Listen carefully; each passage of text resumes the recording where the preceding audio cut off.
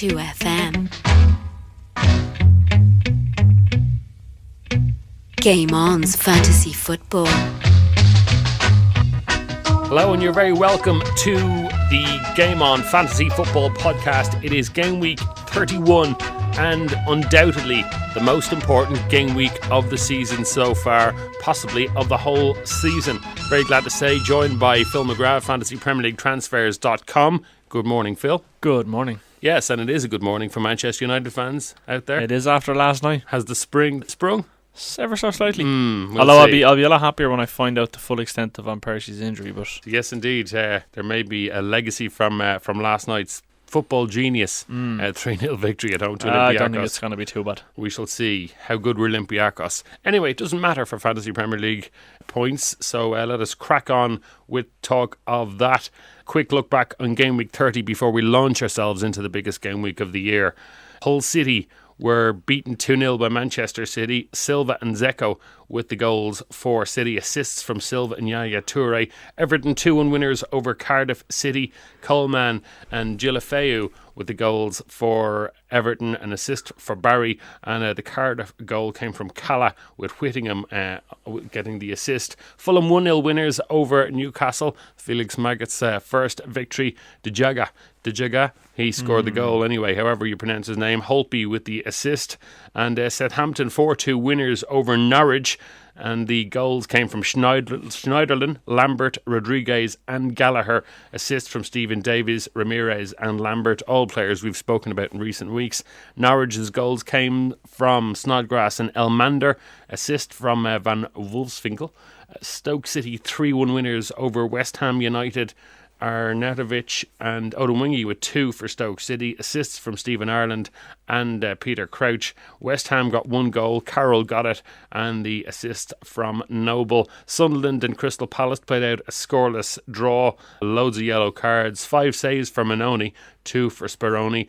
Swansea 1, West Brom 2. Swansea goal came from Lama. The assist from Boney, but 2 from West Brom, giving Pepe Mel his first victory for West Brom. Sessegnon and Malumbu with the goals and assist for Morrison. Aston Villa 1-0 victors over Chelsea. Could be a massive 3 points for Aston Villa, but a massive loss for Chelsea, more importantly, for the top of the table. The goal scored by Delph, a header, and a disaster for Chelsea. Red cards from Ramirez and Willian, also for Jose Mourinho. And a bit of a schmozzle at the end of it. Albrighton got the assist for Aston Villa. Man United went down 3-0. A capitulation bordering on at home to Liverpool. The goals, 2 for Gerrard, 1 for Suarez. The assist for Alan, Sturridge and Suarez. Brilliant performance for Liverpool. Dreadful performance for Manchester United. We needn't talk too much about that. It was as predicted. Spurs 0, Arsenal 1 in the other big game last Sunday, Super Sunday, some satellite channel may have called it. Rosicky got the goal, pretty good one as well. yeah, fairness to him, it was a good finish. And the assist from Chamberlain. So that was pretty much game week 30. But now it's time to talk about game week 31. Yeah, what a game week it is. It's difficult to know where to start here. Yeah, So, I suppose I know we kind of went over a good portion of this last week, but I suppose we'll start off again, and just in case you didn't listen in last week. surely not. Well, surely they were. Possible. But anyway, just in case, 10 teams play twice this week. Arsenal, Swansea, United, City, Newcastle, Everton, West Ham, Hull, Liverpool and Sunderland. So that's really where we're kind of focusing on this week. I suppose the first thing we probably need to address, and that most managers are kind of asking themselves, is how much is too much? I mean, realistically, how many players are you going to bring in, and what's worth taking a hit for? If you were clever and you've been planning up to now, like we had told you, you're probably bordering on having 11 players playing twice this week, which is, no mean feat. And because there's so many playing twice, it's not like in double game weeks gone by where you were tripling up on Sunderland players because, just to get for that week. Now you actually have a choice. Yeah, well, there's plenty of players there, so you're not necessarily jeopardising your squad going forward for the remainder of the season by bringing in. When you look at it, who are you bringing in? You're bringing in Arsenal players, United players, City players, Everton players, Liverpool players. the top teams are playing, so it's there's not too much chance you're completely ruining your squad. So personally, I'm probably going to make 2, maybe 3. In fact, I only really need to make 2 changes, but I might make 3. And I would have 11 players playing this week. Very good. So, I mean, a -8 point hit, is it worth taking at this stage? I don't know if I need to. If there was ever a game week that would justify taking a hit, This would be it, yeah. This I mean, would be certainly, we don't advocate taking too many points hits across the season. I mean, if you take, for instance, the fact that the player you bring in has to score at least 4 points just to justify being in the squad, and they're still not earning you anything. But obviously, with the double, chances are you're going to get that from them as a minimum. So it kind of nearly anything they get above the ordinary justifies it. So certainly if you think you're going to get more than the ordinary out of them, they're worth bringing in over the course of double week. So not to be unlikely though. No, certainly not. I mean, but again, you got to demand for those players. You really got to demand that they're listen, bringing a player in just because he has a double game week doesn't necessarily justify the transfer. Certainly there's got to be good reason behind it. All right. So I suppose to that end we should probably start focusing in on some names. All right, so that's the principle.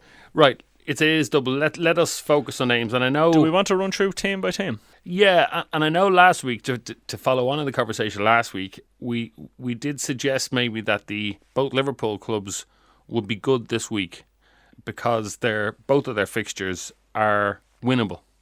Yeah. I suppose what we'll do then, we'll start at Everton. So Phil, Goodison Park, how do you look at this? First things first, if we look at the fixtures, Everton's fixtures are one of the more kinder set of fixtures that we have in the double. They have a home game against Swansea and a trip to St James's Park. I mean, for that reason, if we start off at the back, I mean, I do fancy Everton for a clean sheet. I think Tim Howard could be good value for at least 1 in the double, if not 2.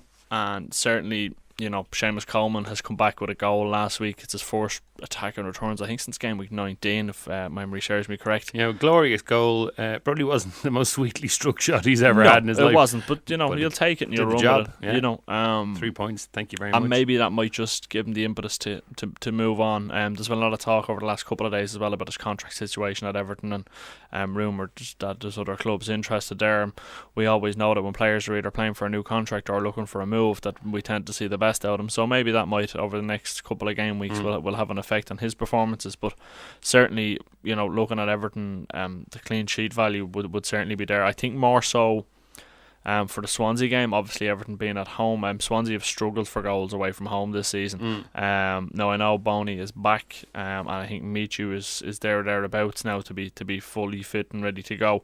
But I still think Everton would have enough to hold them off. And then if you look at the Newcastle game in terms of a clean sheet, Lloyd Remy's a huge miss for Newcastle, and obviously they're without Adam Pardew, who's not even in the stands. He's completely gone at the moment due to his ban for that incident with Myler.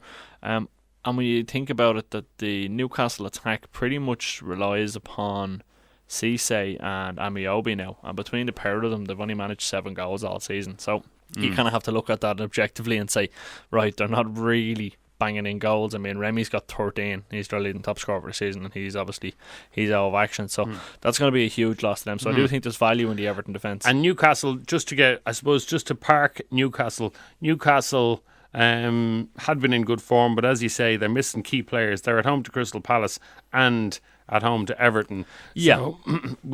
So there's not a whole lot of Newcastle players we're going to like for this game probably week. I'd be looking at that I'd actually fancy, and that's probably Sissoko. I think of any of the players there, he's the most likely to bring in.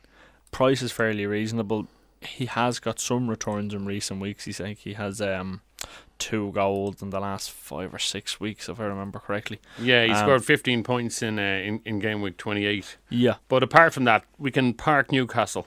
Yeah, I don't think there's any real value to have at Newcastle going into the double. Perhaps a clean sheet in the first game of the game week against Palace, perhaps. And we're not really going to look at too many Crystal Palace players in this game week either, are we?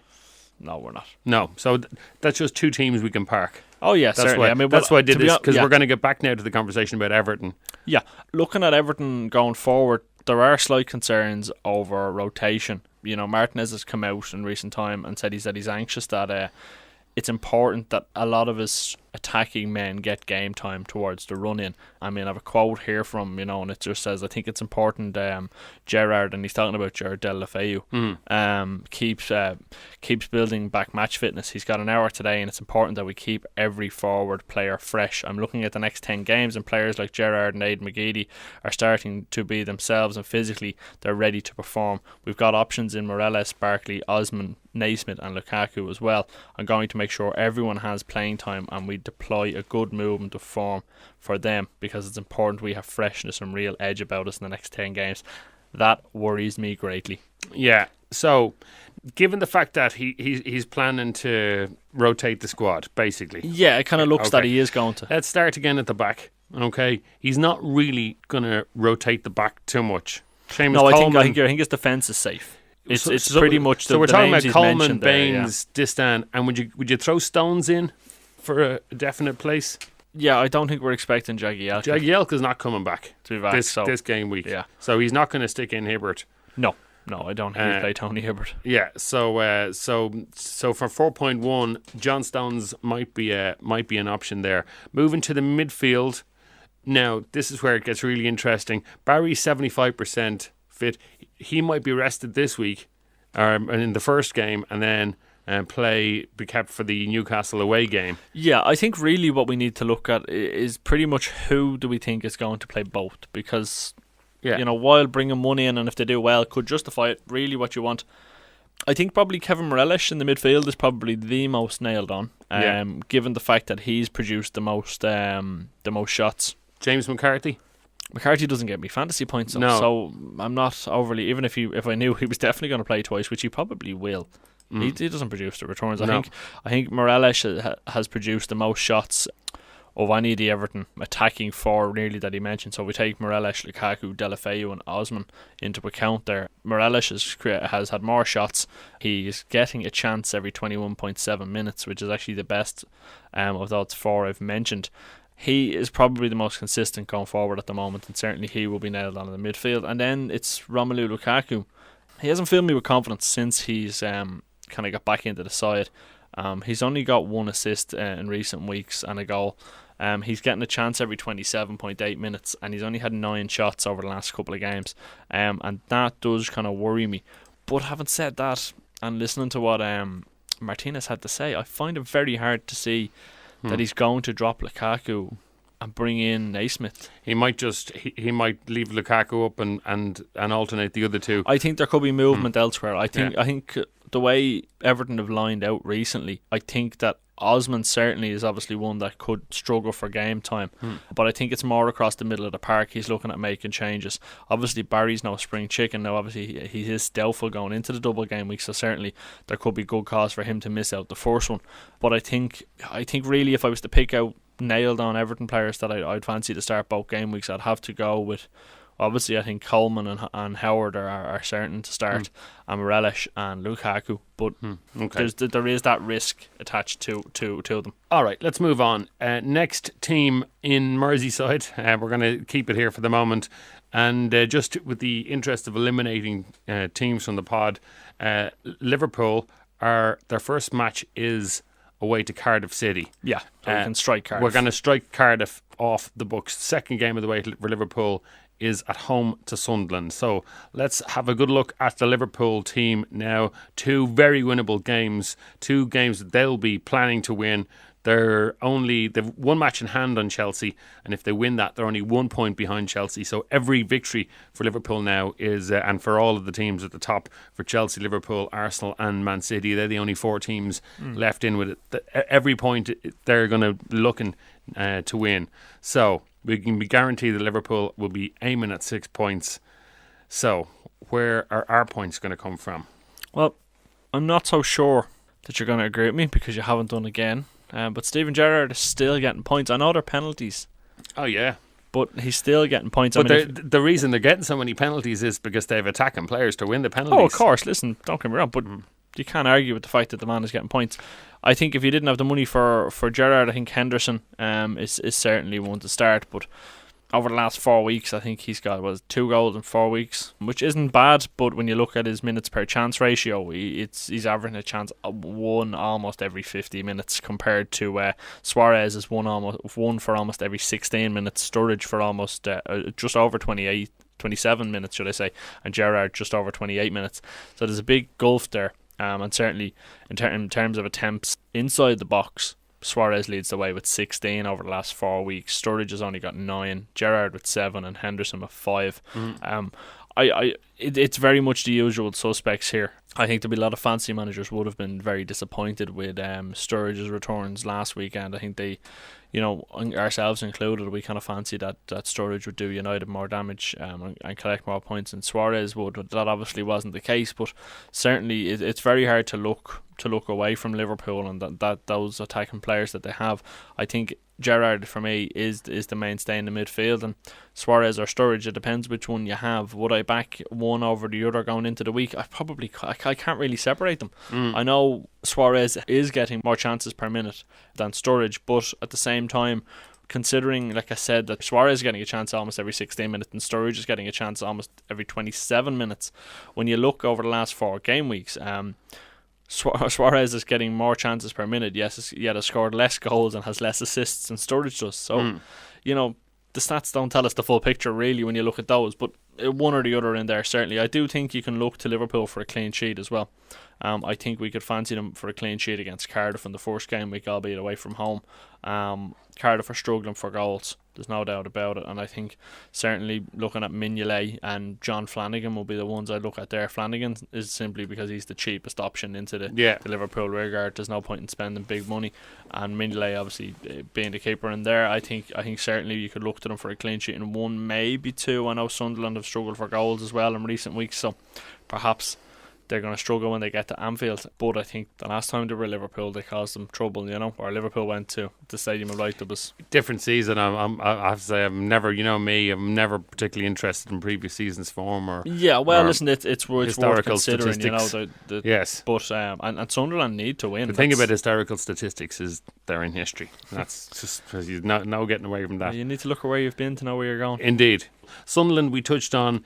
They do have the 2 games, and their first game is away to Norwich. Their second game is away to Liverpool. Do you want to have a quick look at them so we can we can leave them aside? Yeah, I think there's only one player for me. Adam Johnson. It's Adam Johnson, yeah. And if anyone's wondering why, he's had more shots on target than any other Sunderland player over the last 4 weeks. He's had more shots inside the box. He is getting a chance every 33.2 minutes thereabouts, and that's it. I mean, for me, there's no one else there that I think is definitely guaranteed game time that you can hang your coat on is going to start. Both of those, I think Johnson will. All right, that is Sunderland done, and Sunderland's first game, as I said, is away to Norwich. Let's just get Norwich out of the way now. Yeah, I think you could back Norwich for a clean sheet in this one. So it kind of, if you can't fill 11 double game week players, and you have a Norwich defender floating around, certainly I think you could put them in for that game, and you could do a lot worse than expect a clean sheet from them. All right. And Snodgrass is still on form. I know he hasn't got the double this week, and kind of Norwich will fall away, but Snodgrass is the only one who's starting to show any signs of consistent performances for Norwich. Bradley Johnson doesn't look bad on his day, but again, it's not consistent enough, as Phil says. And again, Hooper and Van Wolfswinkel and Elmander just not doing enough up there to be considered. Right, that's Norwich out of the way as well. Back to the other doublers.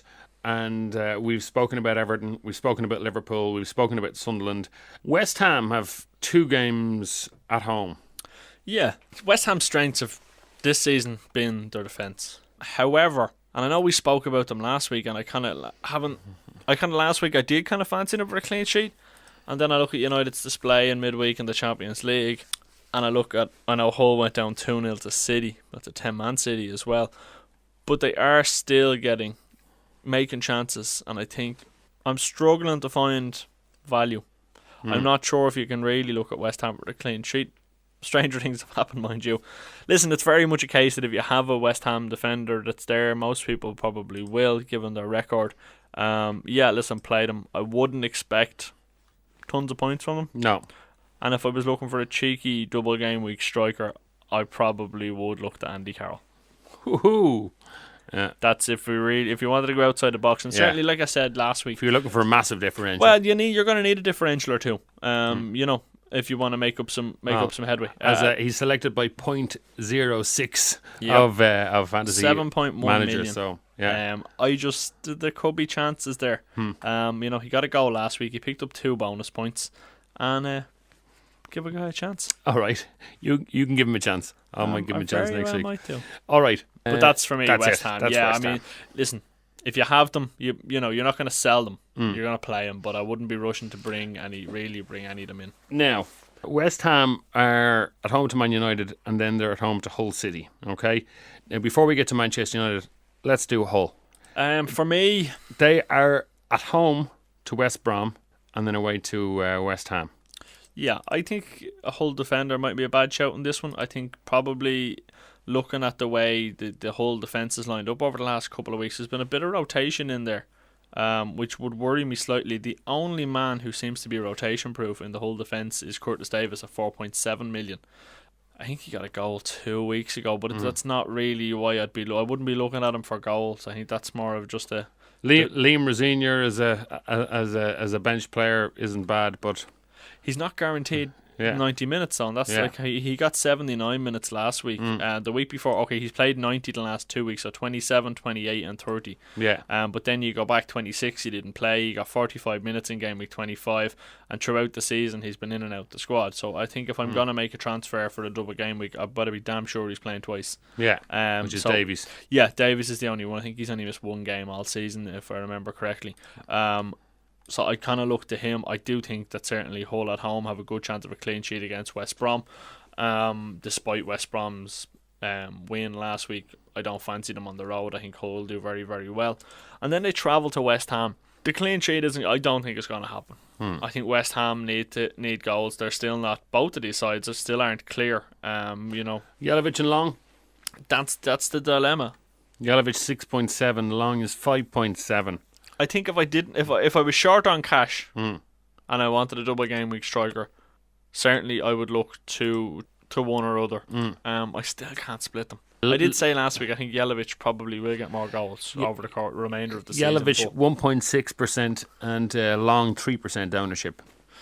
So yeah, maybe. I think they're both differentials. I wouldn't worry too much. So I think if you were looking for a cheap double game week striker, one of those two would certainly fit the bill. I could see them doing damage. The whole midfield doesn't really interest me, but they're the kind of two I'd probably look at. And I mean, I know I kind of looking. I'm just gonna have a quick look and see. Yeah, Jelavic seems to be getting a lot more chances than Long does. I'm just looking at some stats here. I mean, Jelavic is getting a chance every 18.1 minutes, whereas Long is it's just over 40. So perhaps my gut feeling may have been right.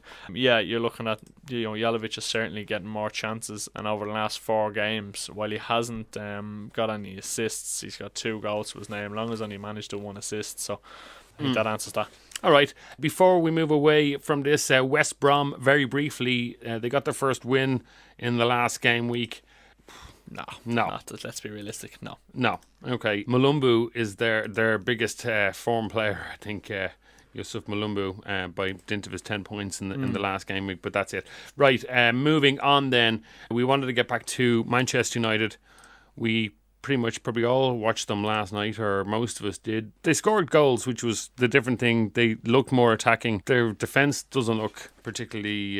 No, Olympiacos look like they really... If they'd have been half decent, United were out of Champions League. There was plenty of space there for them. Yeah, like Man United fans will be happy enough this morning, but you're not going to take too much heart from last night. There's still all the problems that exist at the club and in the squad are pretty much all still there. In saying that, one victory can make a difference, and a couple of days does make a difference and changes the spirit and the atmosphere in the camp and all of that stuff. Listen, there's a lot of rumours. There's far too many rumours coming out of Carrington at this point now for the club to be able to rubbish them all as speculation. So I'm not convinced that all is happy in the United ship, and I haven't been for a long time. No, but let's get back to the fantasy game.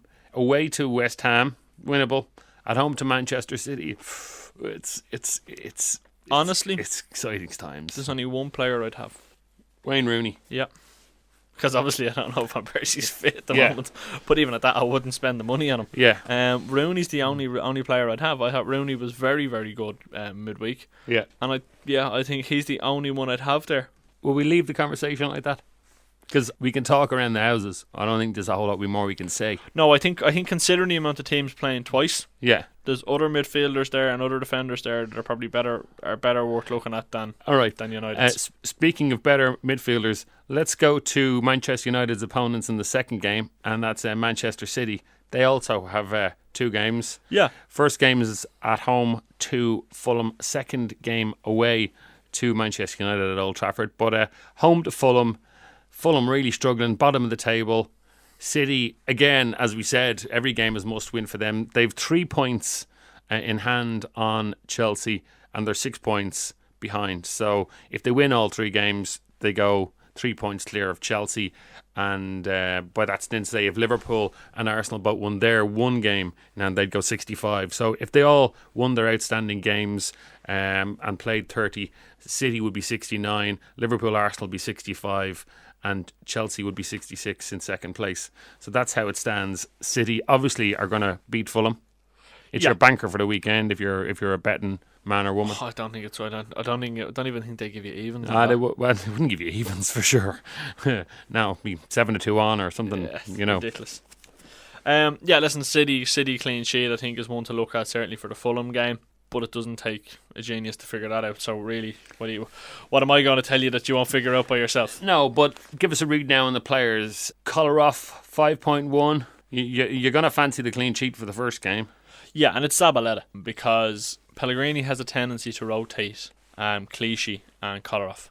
And I think that it's again, you've got to be goddamn sure they're going to play twice if you're going to bring him in. So for me, it has to be Zabaleta simply because he is guaranteed the game time. You know he's going to get 180 minutes over the course of the 2 games, and that's why. And that's not to say that if Kolarov plays, he's not going to do well. I just can't be guaranteed he is going to start. All right, into the midfield. Silva, Yaya Toure. They're the men of the moment. They are. And I was slightly kicking myself because I wanted to go with Silva last week, and I just looked at the form and the way things have been going for him. I thought, no, Yaya is a safer option. And then Silva goes and scores. And I kind of went, that's bloody typical. But listen, that's just a once-off to a point, and certainly I think Yaya Toure is the main man in the midfield there for me. He's the goal and assist over his last 4 games. He's getting a chance every 50 minutes. And he's, we know what he's capable. Set pieces are certainly one of his biggest strengths, but he's going to play both games. Well, I think Silva will also play the 2 games, but I'm not so sure he'll produce the goods. I'd love to think he would because I'd actually prefer to have him than Yaya, but I've had to go with Yaya because I just think it's slightly safer. And then up front, obviously, they're missing Aguero, which is a huge kick in the stones for a lot of fantasy managers who brought him in prior to the Barcelona game, speculating on the double. And Negredo hasn't been in great form recently. No, Edin Dzeko is the only one there. Yeah, which leads you to does it not lead you to a conclusion? Well, it means that he's going to play. Yeah, no, he probably will. And he's 6.7, and he's leading the attack of the best midfield in England. Yeah. He's going to get 90 minutes probably in both games. Would you imagine? You would have to say so because I don't think Negredo is doing the job there. I mean, Jovetic is just making his way back from another injury. I don't think he'll have the legs for the 2 weeks. So, yeah, no, I'd be looking. I probably, if I had to pick a City striker, it'd have to be Dzeko because purely by process of elimination. But I think the value in City is probably at the back and in the middle of the park. Interesting. It leads us on to the last 2 teams. Arsenal are away to Chelsea in their first game, and then they're at home to Swansea in the second game. Now, we've spoken about Swansea before. They are away to Everton and then away to Arsenal. We're not looking at Swansea players this week, are we? No. Grant. So, Arsenal, let's go. Really tough. There's 2 players there that might be worth considering going into the double. Okay. What do you think will be the outcome of the game at Stamford Bridge? It's Chelsea win. Chelsea win. It's 2-1. 2-1, 1-0. Yeah, it's a tight game. There's not going to be buckets of goals. Grand. As much as I'd love there to be, there won't be. Okay, so your 2 Arsenal players. I distracted you. So yeah, I mean, Santi Cazorla and Olivier Giroud are the only 2 that really make the grade for me. Over the last 4 appearances, They're the only ones that have been kind of creating chances, getting shots on goals. They've an identical minutes per chance ratio. They've both had 10 shots on goal. Yet they're the only two there that I can really look to. Whether you're really going to see loads of points out of them, that's the one you've got to weigh up. I mean, going to the Bridge, again, I think it's going to be a tight game. It's going to be decided by a 1-goal margin, I would imagine.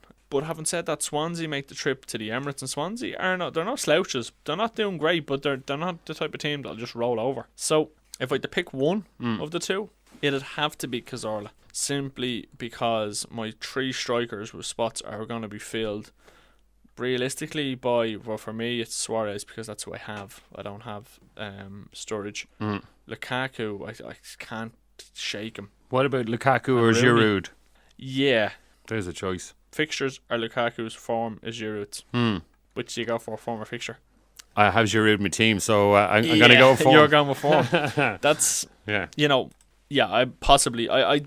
it's a tough choice. I'd love 4 striker spots this week, but I don't have them. I think a Liverpool striker is a must.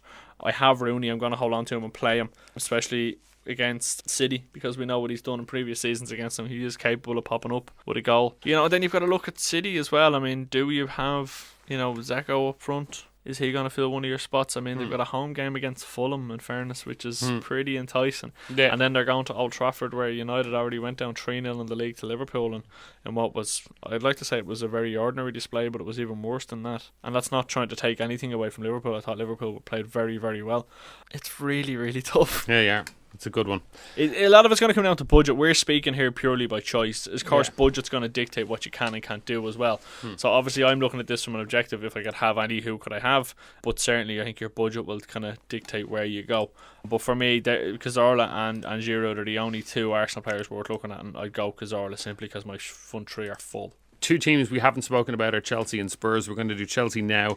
They are hosting Arsenal. We think they're going to win. Oh, it's Hazard. It's always going to be Hazard. And then that begs an interesting question as well. If you only have, say, 9 or 10 double game week players, and you're looking at Hazard and he's only got the 1 game, do you sell him and bring in someone else? It's a lot of money, isn't it? You could get, you could bring in a Yaya Toure there who's going to play twice, has a good first fixture, and then go into a kind of a very off United. It's tempting. Very tempting. Personally, I'm going to hang on to Hazard though. I'm going to play him. I'm not going to, like I said, if you sell him, it'll cost you to get him back. Probably will. Well, in fact, it will. I can't see. He's 11.1 now. Yeah, I like if I sold him, I'd get 10.7. So I can't see 10.8 mass exodus. No, still 41.4%. Well, actually, the differential is reversed because Yaya is actually 43%. Yeah, you're not getting a differential out of either of those. So that's the problem. What you really want to be doing is actually selling Hazard and putting the money into Silva. Yeah, which is 6.4%. Yeah. So there you have it. That's what you'd really want to be doing if you were looking for a differential with a good run of fixtures. Is Silva going to get the 290 minutes? Yeah, I think he will. Yeah. He hasn't had. Well, he may when I say he will, I'd be fairly sure he'll get at least a 60, which is all we really. I think he's played 90 minutes in every game this year in 2014, bar the 1st of January, and he played 79 minutes on the 29th of January. Yeah, if he got 79 in both of those games, I'd still be happy. Yeah, that wouldn't worry me too much. But yeah, I'm looking at my squad. I've 2 players there that aren't playing twice. One of those is Hazard. The other is Lallana for Southampton. And they play Spurs. It's getting sold. Lallana? Yeah, I'm going to sell him this week. I'm bringing in a double game week player yet to be named. Okay. There's not a whole lot of fancy at Spurs and Southampton this week. Adebayor's gone off the boil, and they seem to be just lacking something. That cutting edge is missing at the moment. So for me, I'm out. All right. That was, I think that was a pretty good preview. I enjoyed that conversation. I enjoyed meandering through. Kind of went through it all, yeah. We did. There was some semblance of a structure on it, and I hope you were able to follow us with it. But that was Game Week 31. Yeah, we got to pick your captain. Next up, it's Captain's Picks. Right, so good luck with that. I'll see you next week. Exactly, I'm out. Well, I'm going back to my original logic. I've been looking at this for a couple of weeks. I still think it's Liverpool. I think it's Liverpool. Yeah. It's very hard to find an argument against backing. Well, I have Suarez, so I'd have to go Suarez. I'm resisting the switch to If you had both of them, who would you have? Suarez. Anyway, if you have either. I think it very much is a Liverpool captain. I think Steven it's a Sturridge. Gerrard. If it wasn't either Suarez or Sturridge, I might look at a different striker or midfielder for that matter. God, it's hard. It is tough, isn't it? Man United, you're not really going to go near because Rooney is it's the only Rooney. one I'd have in my team, and I'm not going to stick the armband on Rooney. No, well, you're sort of betting on him having he could have a brilliant time against Man City, and they could lift themselves and beat Man City. Just can't see it happening, so you're not going to bet on it. Arsenal, they just have that game in Chelsea, and you're going to think again. So it comes down to Everton at home to Swansea and away to Newcastle, or Liverpool away to Cardiff and at home to Sunderland. It has to be Liverpool. Yeah, kind of. I mean, okay, it's Suarez or it's Sturridge. Yeah. It's Yaya Toure or it's Romelu Lukaku. In that order. Okay. That's it. I'm glad we got that sorted out. There your captains. My brain hurts.